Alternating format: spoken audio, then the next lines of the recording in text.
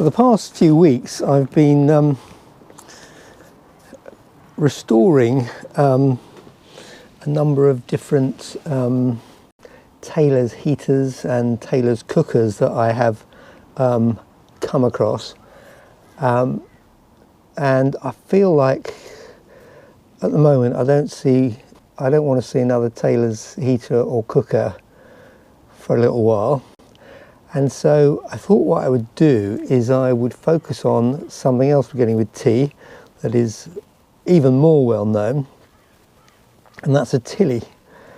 Now I've got a few Tilleys that I've collected over the years, but by and large they are fairly small and they're fairly shiny. So I've got the R1 heater, and I've got Tilley Guardsman. I've got the wall mounted one with a swan neck that I think they call a hospital lamp, and I've got call them Corinthian column, got one of those, but somebody gave me something the other day. They were friends, so you can understand why I'm saying that, which I've wanted for absolutely years and years and years, and it needs restoring. So let's go and have a look at it, because I've got absolutely no idea what I'm going to be doing, not a clue. In my shed waiting for us is my latest project, and it is this beauty here.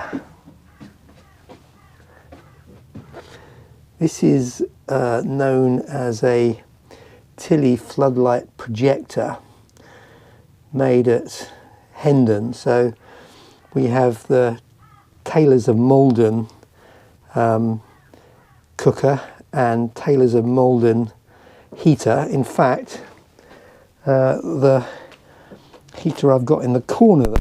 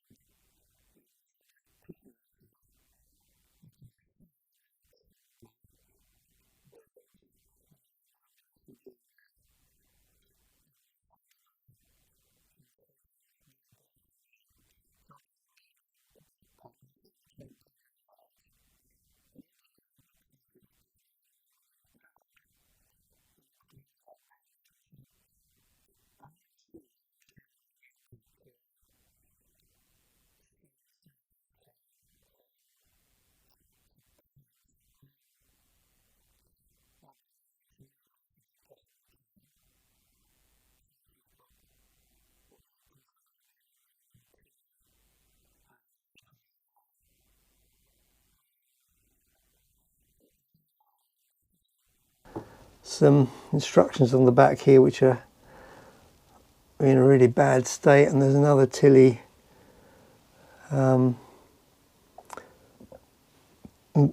badge there, but this does look really poor. I don't really want to touch it.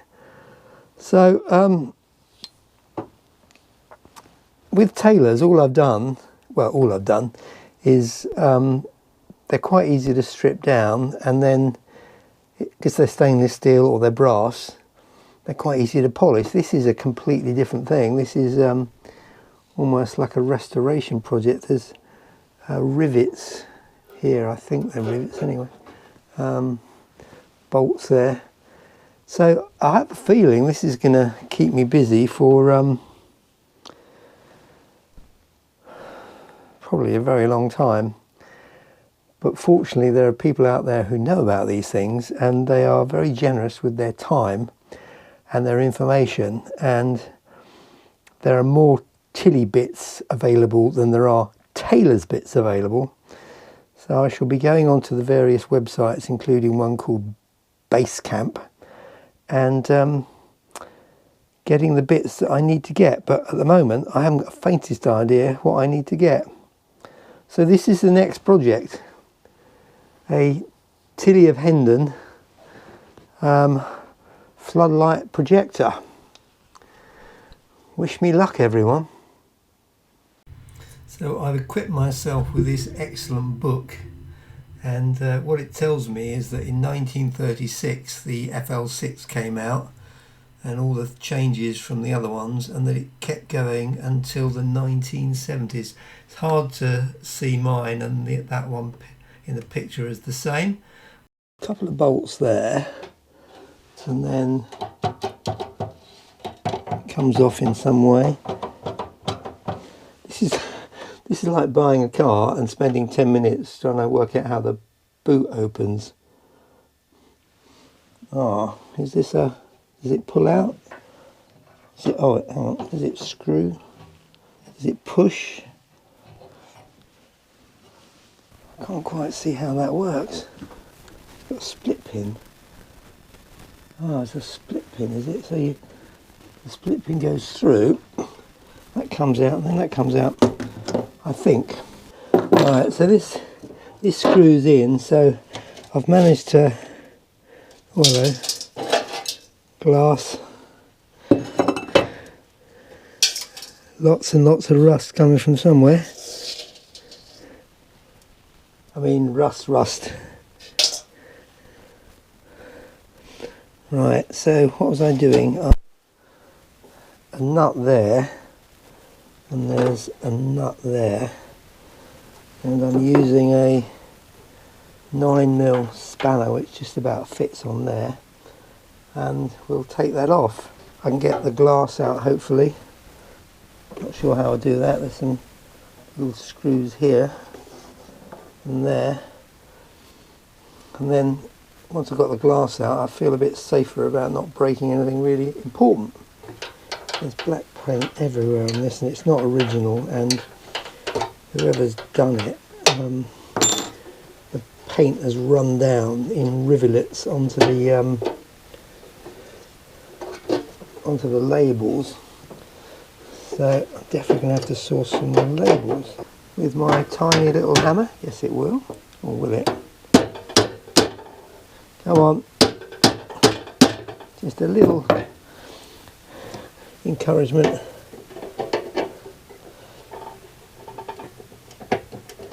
I think it's the great big globules of paint that are stopping it. Right, so that's come off. That's got a little washer on that end. I wonder if I had a little washer on that end that is now gone missing. Possibly. Gently.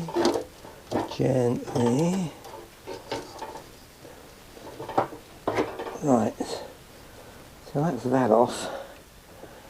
So now, oops, see how the glass is secured.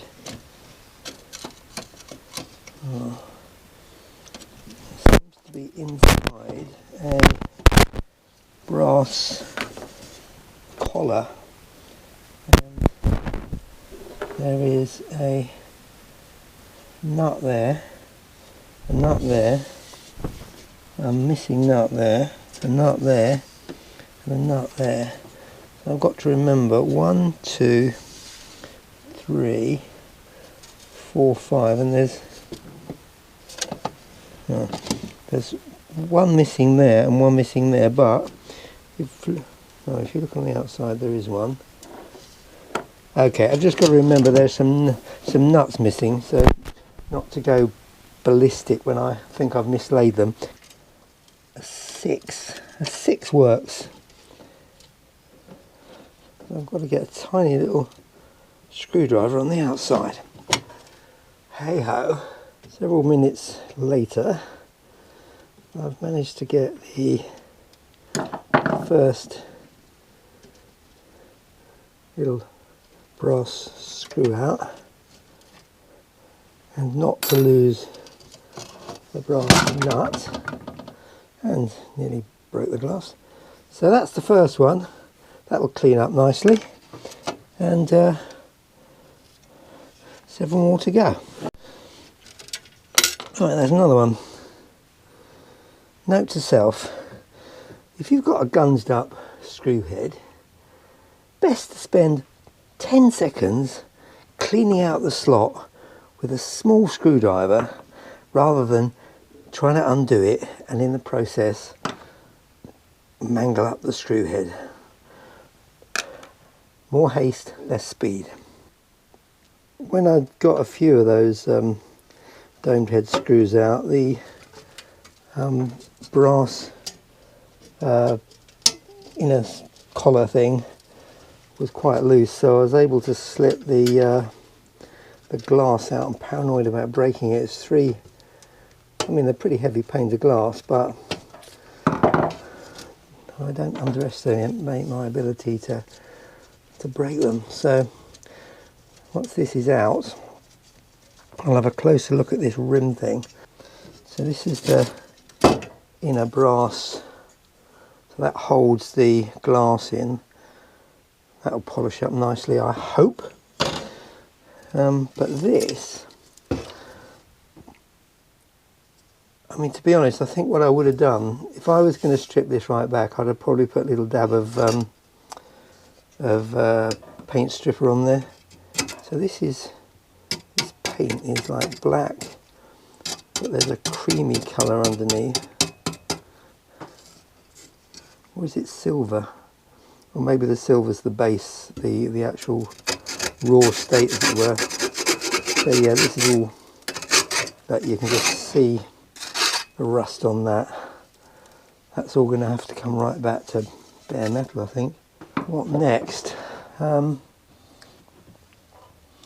suppose I've got to think about getting this split pin out without doing too much damage. I can't get that split pin out. I think the problem is that it's bent in the middle, so this, which is supposed to go up and down, because of the bend in it, I can't pull it out, and I can't shift this along. By the look of it, this is supposed to turn as well, but it's all rusted on. Well, it can't be rusted, it's brass. So I think I'm going to have to remove the end of that split pin so I can pull it out that way. Don't damage anything then. There's not much supposed to work with here. 6 of these nuts. They look exactly the same as the ones that were on the outer there. Oh hello, what's Stan doing? And then hopefully I might need to release these if I can, otherwise I'm not going to get this out, am I? Right, that's the next thing then. Right, that was fairly straightforward.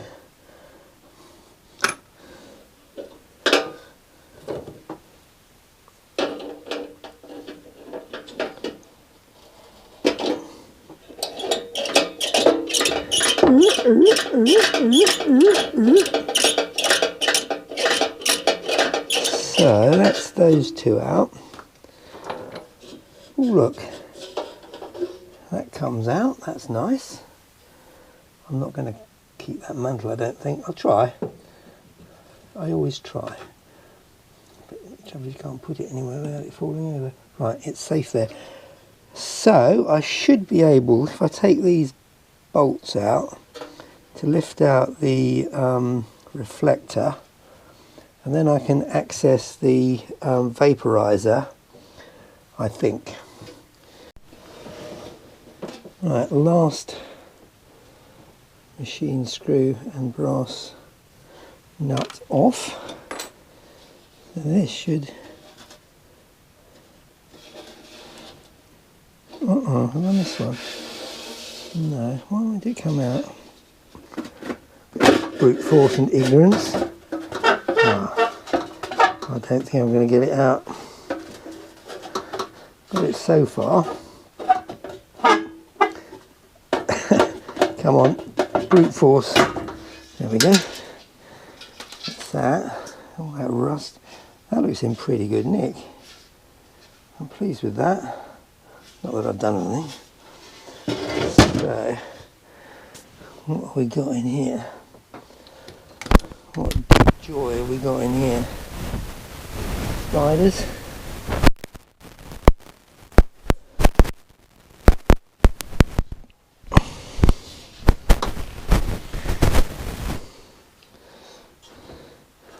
I presume that gets quite hot. So let's get the vaporizer off, unbolting those two bolts and those two bolts, and then we've got the searchlight or the floodlight bit off, and then we've just got the base and the tank. Right, the vaporizer is off.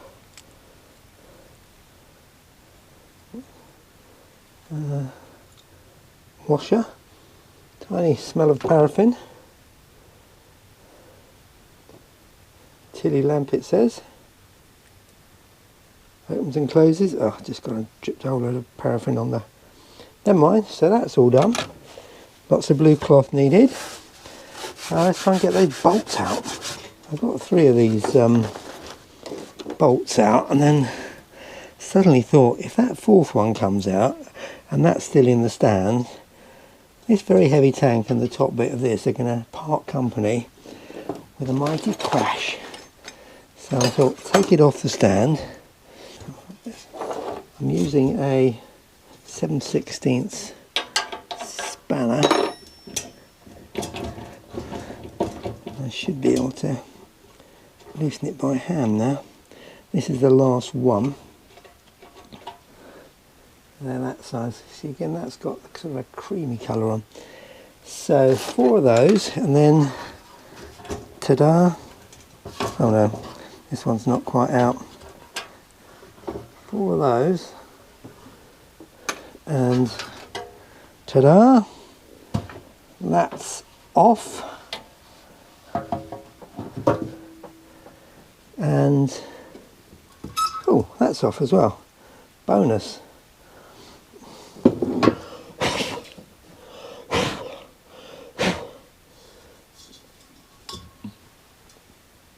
And again, we can see this sort of creamy colour, which I'm guessing is the original tank colour, which would kind of make sense. There's quite a lot of it, and that would kind of explain what, we didn't even spot that. That would kind of explain why this is a creamy colour as well.